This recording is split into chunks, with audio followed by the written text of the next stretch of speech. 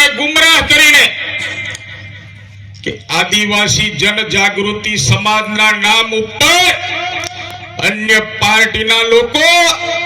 બહારના જિલ્લામાંથી બોલાવીને જે રીતે મારી 138 વિધાનસભા ક્ષેત્ર હોય યા છોટાઉદેપુર જિલ્લો હોય, ભાઈ ઘર સુધારવું હોય, પોતાની બાયડીને સુધારવી હોય, તે તમે દિલ્હીથી કોઈને બોલાવીને સુધારો, એ ચાલે ખરું? ચાલે ખરું? બોલો તો ખરા, ચાલે ખરું? જરા જોરથી બોલો, ઊંચો હાથ કરીને, ચાલે ખરું? તમારું ઘર સુધારવું હોય તો તમારે પંજાબથી કોઈને બોલાવવું પડે, એવું બને ખરું? બને ખરું? અરે પણ નહીં બનતો એ બોલો ને ઊંચા અવાજે, શક્ય ખરું એવું? હવે આપણા રાઠવા સમાજની વાત છે. હવે રાઠવા સમાજમાં વર્ષોથી મારા પટેલ, પુંજારા આગેવાનો, સરપંચીઓ, કામ કરતા આગેવાનો સમાજને ચલાવવા માટે, ફળિયાને ચલાવવા માટે, ગામને ચલાવવા માટે મારો આદિવાસી સમાજનો પટેલ, પુંજારા આગેવાનોએ વર્ષોથી અથાગ પ્રયત્નો કર્યા છે. અને જેના કારણે આપણે બધા સૌ જોઈ રહ્યા છે કે આદિવાસી સમાજ કૂદકે ને ફૂસકે આજ ભારતીય જનતા પાર્ટીની સરકારમાં દેશના આદરણીય સન્માનીય વડાપ્રધાન શ્રી નરેન્દ્રભાઈ મોદી સાહેબની નેજા હેઠળની કેન્દ્રની સરકાર અને ગુજરાતની ભારતીય જનતા પાર્ટીની ભૂપેન્દ્રભાઈ પટેલની સરકારમાં મારો આદિવાસીઓનો સર્વાંગી વિકાસ આ વિસ્તારમાં આપણને જોવા મળી રહ્યો છે. આપણને એમ થાય બહારથી આવેલા લોકો આ જિલ્લામાં આવીને, આ તાલુકામાં આવીને એમનું અમારે માર્ગદર્શન લેવું પડે. ભાઈ એમ નથી. આપણા પણ આદિવાસી નેતા અહીંયા લોકસભાના સભ્ય શ્રી જસુભાઈ રાઠવા બેઠા છે. એ પણ એક ટાઈગર છે, એ પણ એક સિંહ છે. આપણે બધાએ એને મતો દીદીને દિલ્હી મોકલ્યા છે. એવા આગેવાન આપણી પાસે હોય, કોંગ્રેસના સુખરામભાઈ રાઠવા જેવા આગેવાનો આપણી પાસે હોય, નારણભાઈ રાઠવા જેવા આગેવાનો આપણી પાસે હોય, મોહનસિંહભાઈ રાઠવા જેવા સિનિયર નેતાઓ આપણી પાસે હોય, અને આપણે માર્ગદર્શન લેવા માટે કઈ બહારથી બોલાવવું પડે? વિચાર કરો. આપણને સુધારવા માટે બહારથી આવે. ડુંગરસિંહભાઈ કહેતા હતા કે સાહેબ મેં પલાસના રહેતો હતો, પણ મને થોડા ઘણા સંસ્કારો મળ્યા, મેં થોડું ઘણું સુધર્યો, આ ભાજપની સરકારમાં સુધરવાની તક મળી,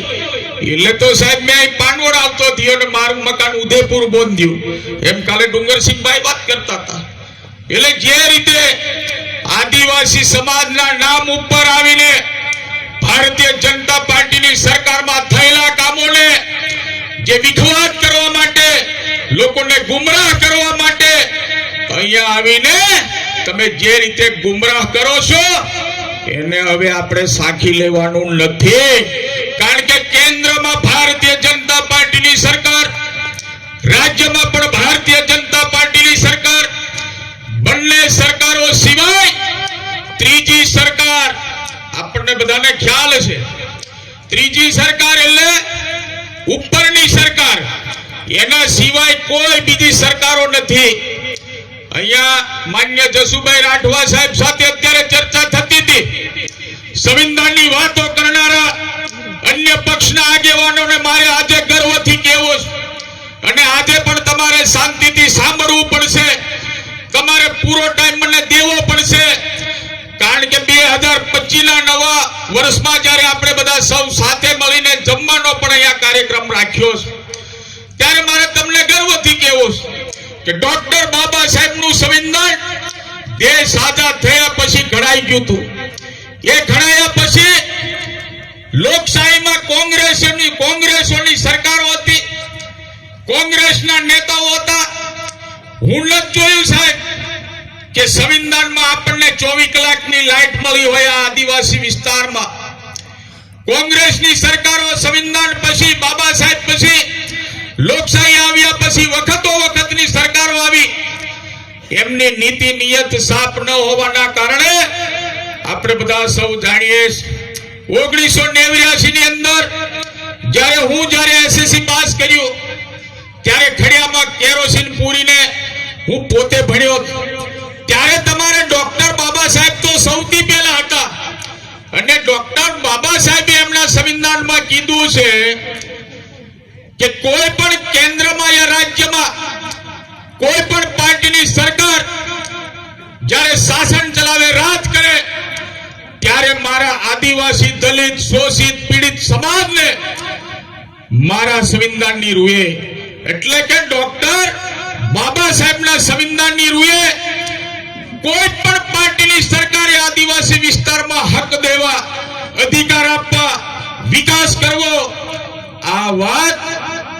જ્યારે લોકશાહી હતી ને દેશ આઝાદ થયા પછી ડોક્ટર બાબા સાહેબે સંવિધાનમાં કહી દીધું હતું તો ત્યારે તમારી વખતની સરકારો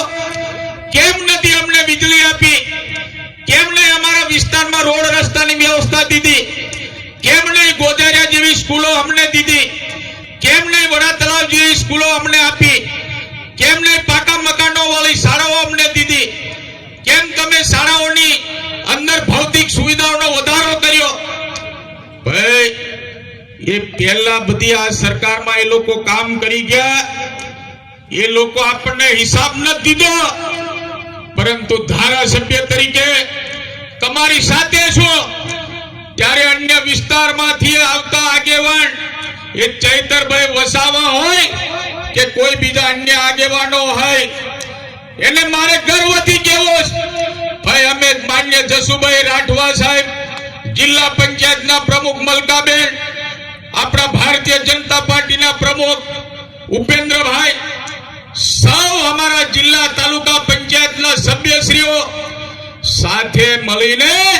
આજ ભારતીય જનતા પાર્ટીની સરકારમાં વ્યક્તિ દીઠ ગામ સુધી શેવડાના ગામ સુધી વિકાસ પહોંચે એના માટે અમે અથાગ બધા સૌ સાથે મળીને પ્રયત્નો કરી રહ્યા છીએ રણભૂણ ઘાટી એટલે પંચમહાલ બોર્ડર ઉપરની વાત કરો ઘણા વર્ષોથી ત્યાં બ્રિજ બનાવવાનું બાકી હતું આજ ભારતીય જનતા પાર્ટીની સરકારમાં માન્ય મુખ્યમંત્રી શ્રી ભૂપેન્દ્રભાઈ પટેલ સાહેબના આશીર્વાદો દ્વારા કેન્દ્ર સરકારની ભારતીય જનતા પાર્ટીની સરકારના દેશના સન્માન્ય વડાપ્રધાન નરેન્દ્રભાઈ મોદી સાહેબના આશીર્વાદો મળવાના કારણે રણભૂણ ખાતે પણ બ્રિજનું નિર્માણ અત્યારે ચાલુ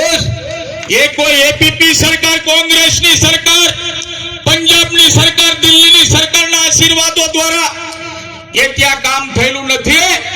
પરંતુ અહીંયા અમે લખ્યું મારે તમારે હિસાબ દેવો સન્માન્ય મુખ્યમંત્રી શ્રી ભૂપેન્દ્રભાઈ પટેલ સાહેબના આશીર્વાદો દ્વારા રણભૂણ ખાતે કરોડો રૂપિયાની ગ્રાન્ટ આપીને ત્યાં બ્રિજનું કામ નિર્માણ થઈ રહ્યું છે ચૈતરભાઈ વસાવા કે આ વિસ્તારમાં કામ કોઈ કરતું જ નથી હું આવીને કરું છું ભાઈ અહીંયા બેઠેલા સરપંચીઓને મારે પૂછવું કે આ ગ્રામ પંચાયતના સરપંચ શ્રી નિલેશભાઈ છે એ નિલેશભાઈ એમ કે મારે અલી ખેરવા જૂથ ગ્રામ પંચાયતમાં જઈને વિકાસ કરવો છે મારે નાણાં પંચની ગ્રાન્ટ વાપરવી તો એ સંવિધાનમાં શક્ય છે ખરું બોલો ના હોય તો બોલો શક્ય છે ખરું આ ગ્રામ પંચાયતના સરપંચ શ્રી નિલેશભાઈ અલી ખેરવા જૂથ ગ્રામ પંચાયતમાં જઈને નાણાં પંચની ગ્રાન્ટ વાપરી શકતા નથી એમ ભાઈ ચૈતર વસાવા તારા વિસ્તારમાં કર ને તારા રોડ રસ્તા બાકી હોય જે કઈ બાકી હોય તારા વિસ્તારમાં કર તારા વિસ્તારનું ધ્યાન આપ જેવી રીતે તને ધારાસભ્ય બનાવ્યો એવી જ રીતે મને પણ અહીંયા ઉપસ્થિત મારા સર્વ આગેવાનો કાર્યકર્તા માતાઓ બહેનોના આશીર્વાદથી મને પણ ધારાસભ્ય બનાવ્યો અને મારી સરકાર ભારતીય જનતા પાર્ટીની સરકારમાં દેશના સન્માન્ય વડાપ્રધાન નરેન્દ્રભાઈ મોદી સાહેબની સરકારમાં અહીંયા સન્માન્ય સ્ટેજને કામ કરવાની તક મળે છે ત્યારે આ વિસ્તારની અંદર ચૈતરભાઈ તમારી જરૂર નથી અમારે આ વિસ્તારમાં જસુભાઈ રાઠવા જેવા સંસદ સભ્યની જરૂર છે ચૈતરભાઈ તમે પાર્ટીને અપ કરવા માટે પાર્ટીનો ખાલી વિચાર લઈને આવ્યા તમે પાર્ટીને અપ કરવા માટે મારા આદિવાસી વિસ્તારમાં ગુમરાહ કરવા માટે તમે આટા પાટા કરવા માટે અહીંયા આવ્યા છો. પણ ચૈતરભાઈ વસાવાને વિનંતી કરું છું, સાહેબ તાકાત હોય તો આ મારી ગ્રામ પંચાયત, આ નિલેશભાઈની ગ્રામ પંચાયતમાં ઢેડિયાપાડાના ધારાસભ્ય તરીકે તું મારા સરપંચશ્રીને 10 લાખ રૂપિયા આપવાની સત્તા શેક નથી સત્તા, એ તમે એમને પૂછી લેજો. ચૈતરભાઈ વસાવા તમને ત્યાં ધારાસભ્ય બનાવ્યા છે, ત્યાં તમારે લોકોની સેવા કરવાની છે,